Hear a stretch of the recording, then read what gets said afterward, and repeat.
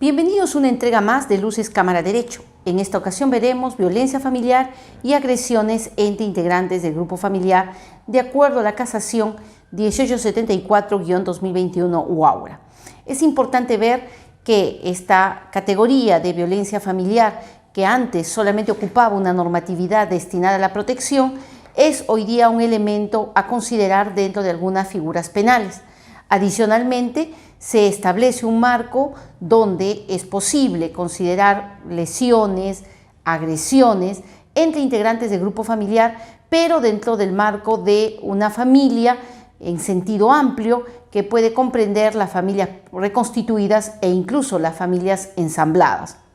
Es importante, en comentario de esta casación, observar lo siguiente, que cuando hablamos de la violencia familiar en sí, estamos hablando de una situación o acto violento, pero que involucra a integrantes del grupo familiar.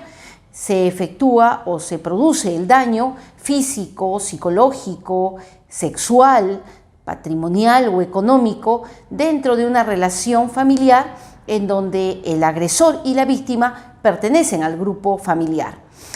Por otro lado, esta acción violenta va a darse dentro de un contexto de violencia familiar que, si bien la casación no define, entiéndase que tiene características no solamente que comprenden al grupo familiar o a los integrantes del grupo familiar, sino características particulares en relación a la ciclicidad, la progresividad, los contextos de responsabilidad, poder o confianza,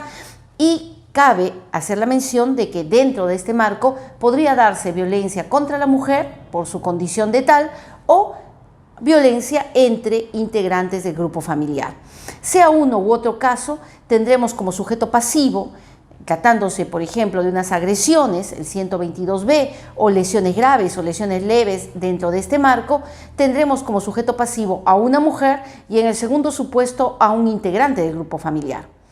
En relación al tema de las agresiones que dentro del ámbito doméstico puedan darse contra una mujer,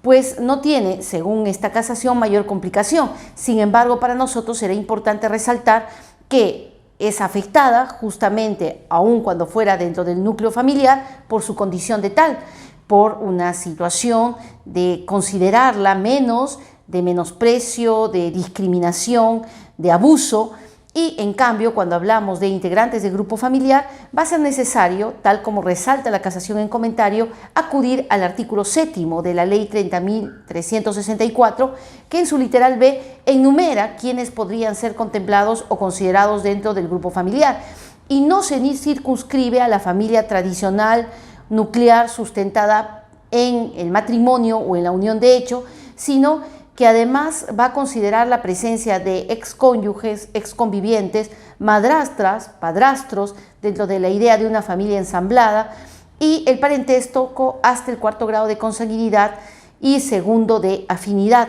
Adicionalmente, aquellas personas que pudieran convivir juntas y que hubieran, por ejemplo, procreado hijos en común. Están fuera de este marco aquellas personas que habitan en un mismo inmueble, pero que más bien tienen relaciones de tipo laboral o contractual, como por ejemplo podrían ser las colaboradoras del hogar, que en todo caso de ser afectadas no estarían dentro del marco de la violencia entre integrantes del grupo familiar, pero sí podría darse dentro del marco de la violencia contra la mujer.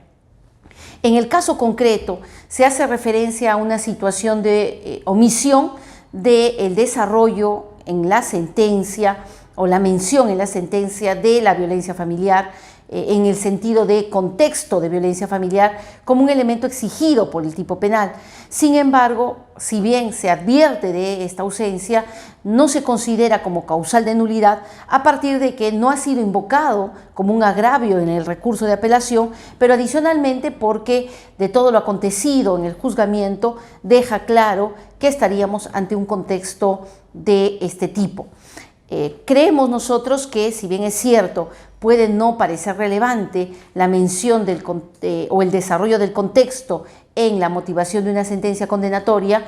desde nuestro punto de vista creemos que es todo lo contrario, puesto los elementos contextuales, tanto en relación a la violencia contra las mujeres o dentro del marco de los integrantes del grupo familiar, son elementos que rodean el hecho y que permitirán hacer la diferencia entre una situación común de daño o lesión a esta situación particular que trae consigo características de desprecio, de discriminación, de maltrato a la mujer o de abuso o aprovechamiento de algún integrante del grupo familiar. Bueno, esperamos que les sirvan estos criterios y nos vemos en una siguiente entrega.